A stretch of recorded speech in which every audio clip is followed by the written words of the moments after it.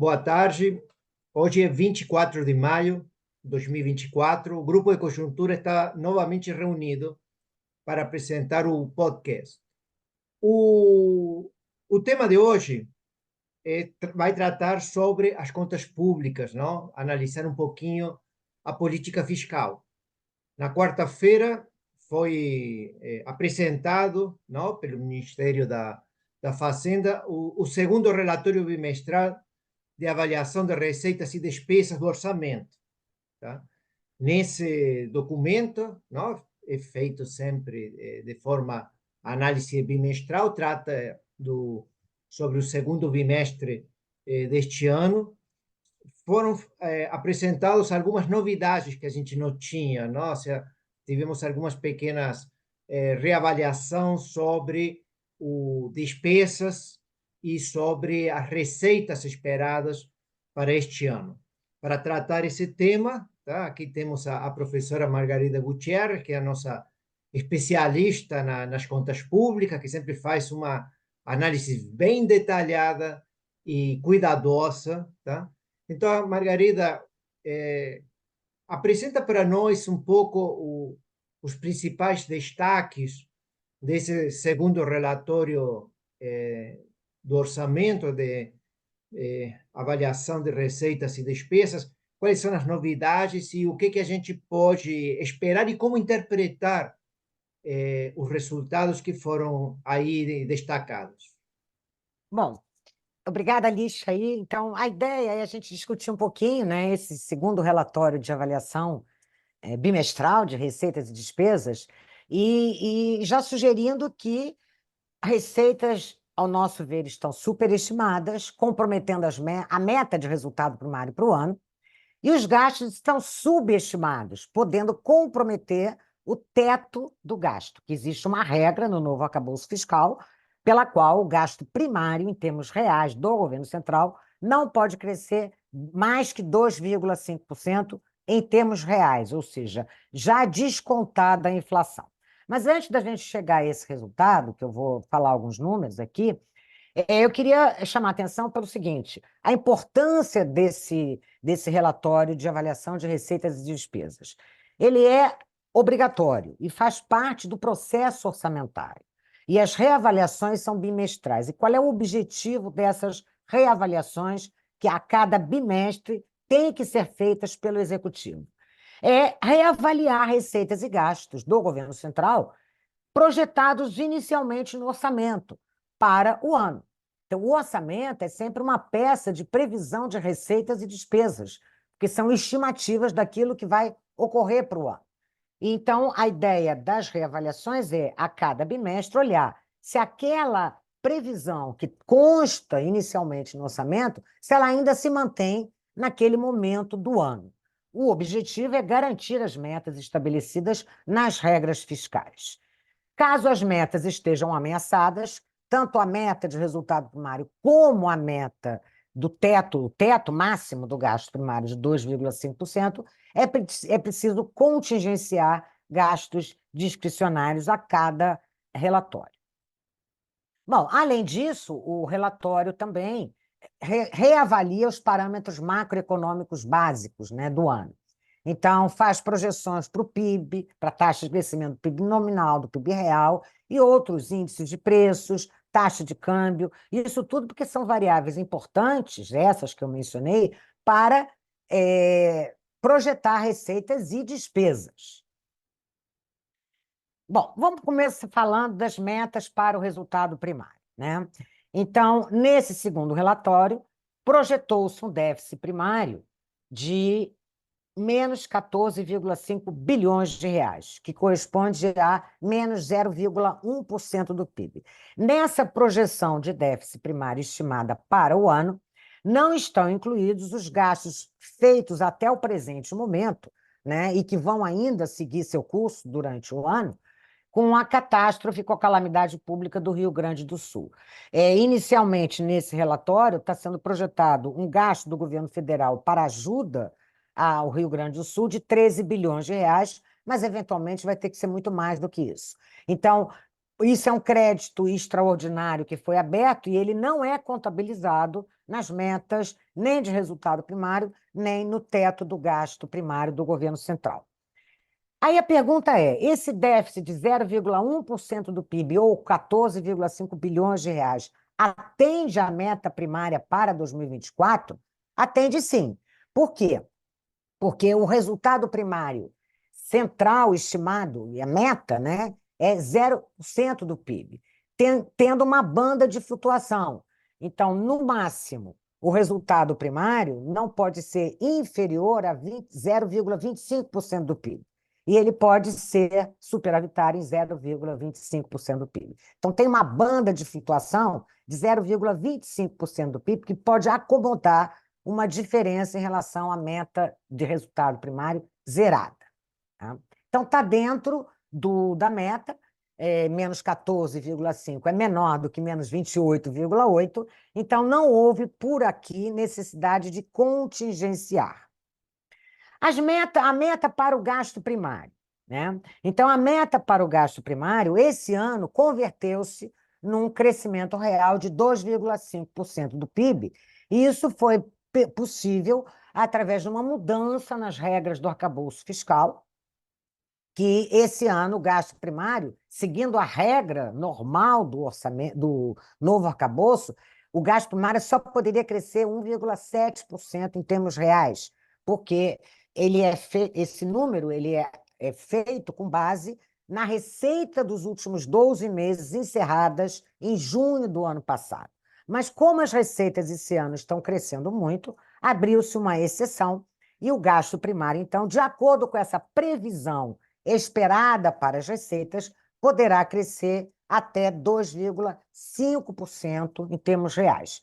E isso dá uma folga para o executivo hoje de 2,5 bilhões de reais, ou seja, por esta meta também não é preciso contingenciar despesas discricionárias. Né? Agora, qual é a questão que se coloca aqui? Os números estão bonitos, estão dentro das metas. Mas, a nosso ver, as receitas estão superestimadas e os gastos estão subestimados, colocando em risco o atingimento dessas metas. Então, na verdade, eu queria chamar a atenção para duas receitas que estão superestimadas. A gente sabe que houve uma série de medidas tributárias para incrementar a arrecadação. E elas foram, todas elas, a grande maioria delas, foi aceita pelo Congresso, foi sancionada pelo Congresso.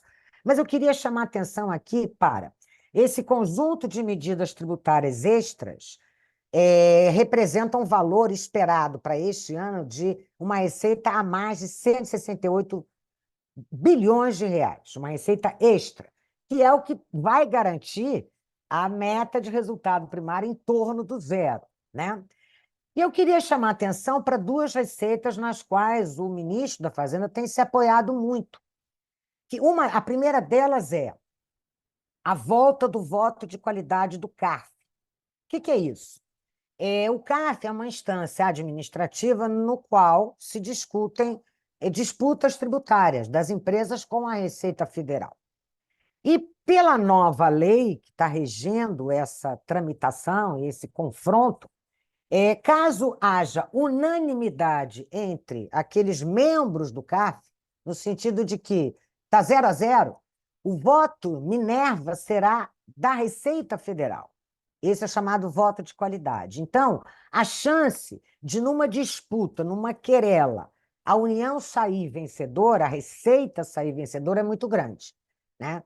Por esta medida, o Ministério da Fazenda está esperando arrecadar extra 55 bilhões de reais, num total de receitas extras de 168 bilhões de reais.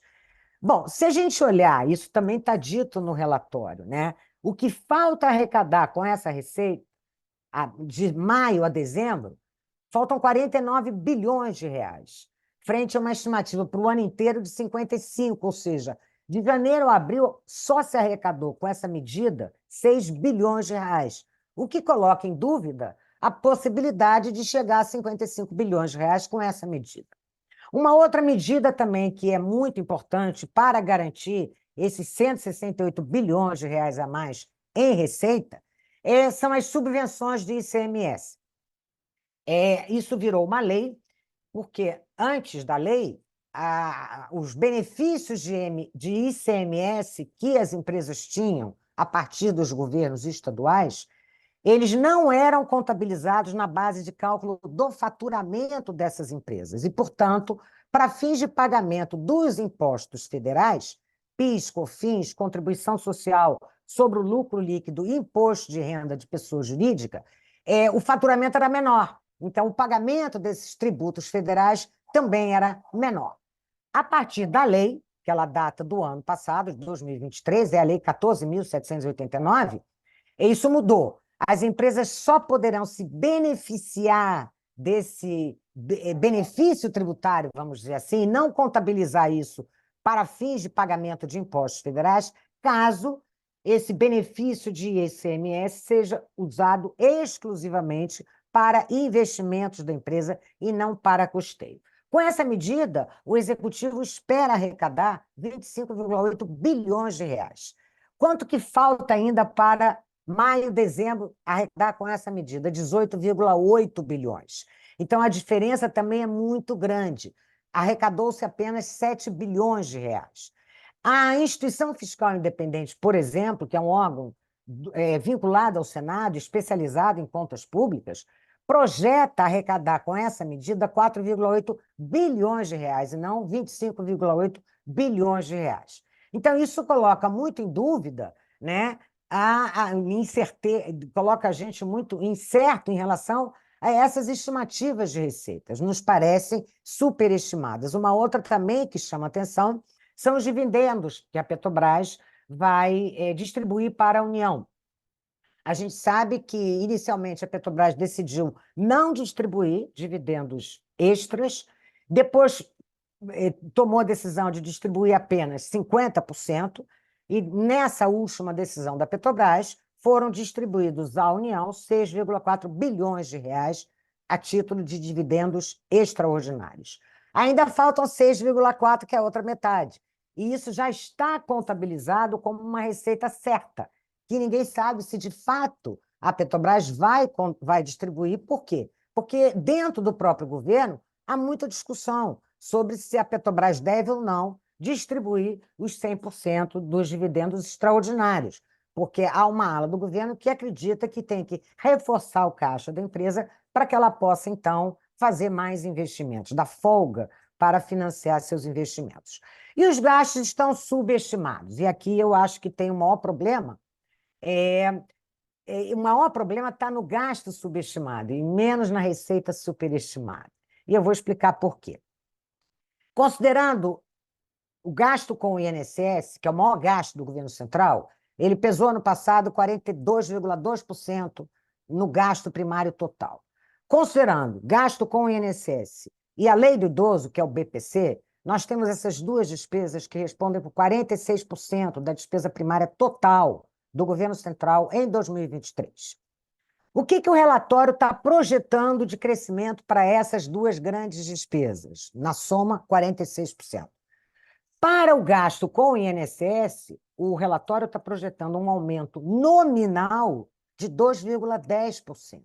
Aí está incluída a inflação, né? Então, se a gente descontar uma inflação aí de 3,8%, a gente terá um crescimento do gasto real com o INSS negativo. Agora, aqui já vem uma grande dúvida, né? Por quê? Porque o gasto com o INSS ele está associado a dois grandes indexadores, né? O número de beneficiários que está aumentando, e tem aí um cálculo nosso lá do grupo de conjuntura, que o número de beneficiários no sistema INSS está aumentando 3% ao ano, pelo envelhecimento da população. E tem um outro indexador, que é o salário mínimo. 42% da folha do INSS paga o salário mínimo, que esse ano está tendo uma valorização real de 3%. Então, só aí a gente já tem um crescimento de 3% do número de beneficiários e do aumento do salário mínimo em termos reais de 3%, que incidindo sobre a folha INSS que paga o salário mínimo, né? E a outra que incide o número de beneficiários sobre a folha que não paga o salário mínimo, nós projetamos um crescimento da despesa com o INSS em termos reais de 4,3%. enquanto que nesse segundo relatório, a variação nominal estimada é de apenas 2,1%.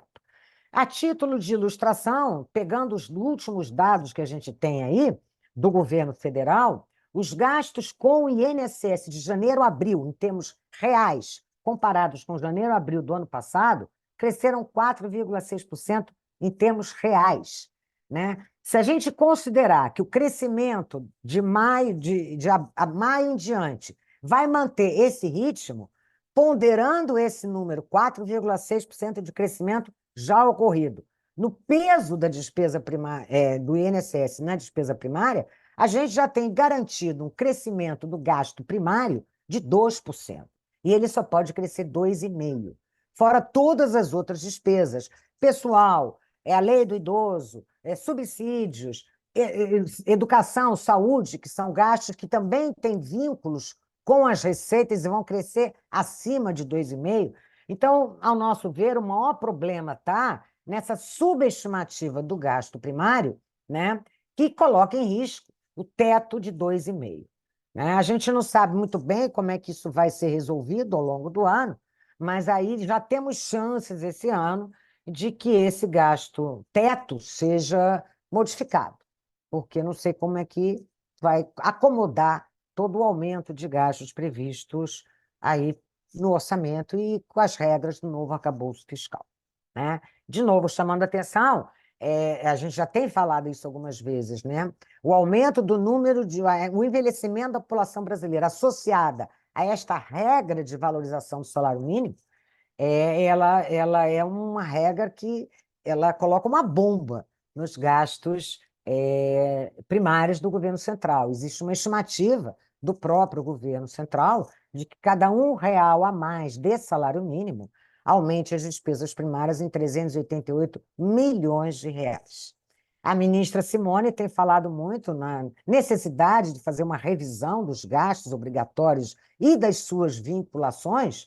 Esse tema é um tema espinhoso, é um tema que o Brasil tem um encontro marcado com esse tema, mas eu não vejo muito espaço político para um debate mais aprofundado desse tema, que é tão importante quando a gente discute contas públicas. Bom, Lixa, é mais ou menos isso que eu gostaria de ter colocado. E aí, enfim, queria ver algum comentário seu. Tá?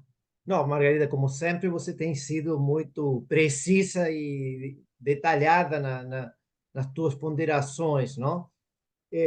Quando a gente olha o Boletim Focus, que foi divulgado esta semana, não? Na segunda-feira, dia 20 de maio, a gente tem algumas previsões para o resultado primário, não? É a mediana que, que a gente tem lá no Boletim Focus. E ela prevê para este ano, 2024, um resultado negativo, um déficit primário negativo de 0,7% do PIB. Tá? O que vai muito em linha com tuas preocupações, tá? Ou seja, no sentido de que, apesar do o governo colocar no seu relatório, não, que foi divulgado na quarta-feira, que o resultado primário previsto estaria em 0,1% do PIB, o resultado, digamos, do mercado, a mediana, 0,7. Mais preocupante que isso é que, quando a gente olha as previsões para o ano que vem, 2025, continua um déficit primário, no caso, com proporção do PIB, 0,63, e para 2026 também temos um resultado primário negativo de 0,50, o que significa que a gente estaria nesta administração, durante este governo, todos os anos com déficit primário, tá? Segundo o Boletim Focus, segundo quando a gente analisa os outros fontes os outros analistas também vê isso. De qualquer forma, tua preocupação, Margarida, mais que com o resultado primário, tua preocupação é com a Com o teto do meta gasto. do gasto, não? Que é essa que pode ser ainda mais dramática, não? A gente tem uma inconsistência que está dentro do arcabouço fiscal. As despesas indexadas não cabem na regra de 2,5% de gasto primário. Não cabem. E é por isso que a Simone Tebet tem manifestado alguma preocupação em relação ao tema. digamos, então, do teu ponto de vista, existe alguma incerteza sobre como vai ser conduzida a política fiscal nos Com próximos... relação a essa meta, eu acho que a meta vai ser modificada, o que é uma pena, porque o Brasil tem um problema sério de aumento do gasto primário PIB. Se a gente tem uma regra básica para isso. Se há um aumento constante do gasto primário em relação ao PIB, ao longo do tempo, a receita primária em relação ao PIB tem que crescer também. Então, é como se a cada ano a gente tivesse que criar um imposto novo, né, para dar conta desse aumento do gasto primário PIB. E é impossível a gente pensar nisso. O Brasil já tem uma carga tributária muito elevada, maior que a média dos países da OCDE, enfim. O maior da América Latina, a nossa carga tributária é o maior país, de maior carga tributária. Então, isso tudo são limitadores quando a gente pensa a política fiscal do ponto de vista da sua sustentabilidade. E tudo isso, Lixa, queria chamar a atenção, é o primeiro ano de vigência do novo arcabouço fiscal, que a gente já tem, inclusive, regras que foram modificadas, como eu coloquei, né? Então, é o primeiro ano de teste, vamos dizer assim, e já, a coisa já está complicada nesse primeiro ano. As regras já não vão ser cumpridas. O ministro Fernando Haddad tem sido muito ativo na busca de novas receitas, não? E É, tem mas são tido... 168 bilhões de reais que ele está esperando obter a mais esse ano, e eu acho que não vai conseguir. Daí a diferença entre a projeção de déficit primário do executivo e do mercado. E o problema é que isso ele deveria continuar com essa preocupação o ano que vem e no ano seguinte, e isso Sim, que mas é e o Congresso não vai dar o aval para isso. improjetável, não? É Enquanto improjetável. isso, digamos, ser um pouco mais ativos na procura de reduzir ou conter a expansão das despesas, esse caminho a gente não vê tão claro dentro Não, a do... gente vê muita, a gente vimos dois ministros se posicionando, da Fazenda e a Simone, e eu acho que estão na direção correta, mas é que isso exige um ambiente político que compre essa ideia, porque aí é discutir muitas coisas, fatias do orçamento. E a gente sabe que no Brasil o orçamento é todo fatiado, né? Tá? Apareceram esses 2,5 bilhões de reais, não? Por É, causa dessa modificação, e estão todos os ministérios estão disputando. disputando e procurando novos gastos. Não? Existe uma demanda grande por essas novas Sim, mas a despesas. gente já viu, Lixa, que vai ter que gastar naquilo que é obrigatório, porque a despesa com previdência está muito subestimada, está muito. Estão projetando um crescimento nominal de 2,1. Isso não dá nem conta da inflação. Inflação, Considerando que o salário mínimo vai crescer, já cresceu esse ano, 3% em termos reais, faz uma conta de padaria, não dá. tá? Isso cria muitas incertezas sobre como vai se desenvolver a política fiscal assim É. que esses resultados aparecerem, não? Que é o que a gente Aparecerem com mais espere. força, que já estão aparecendo, porque esses dados que eu dei de que o crescimento do gasto com o INSS de janeiro a abril são dados do Tesouro Nacional. Cresceu 4,6 em termos reais em comparação ao mesmo período do ano passado. Tem uma superestimativa aí, mas de qualquer maneira, vamos botar 4%, 3,8 em termos reais, né? E Muito não acima do 2,8. 2,5 que deveria Muito ser. acima do 2,5, muito acima. Enfim, Bom, vamos esperar, aguardar.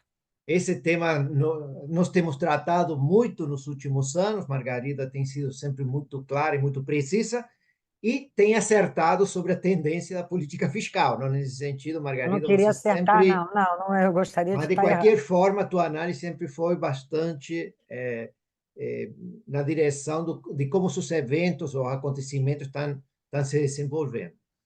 A gente volta a se encontrar semana que vem. Agradecemos a presença de todos, tá? Um abraço. Boa tarde a todos.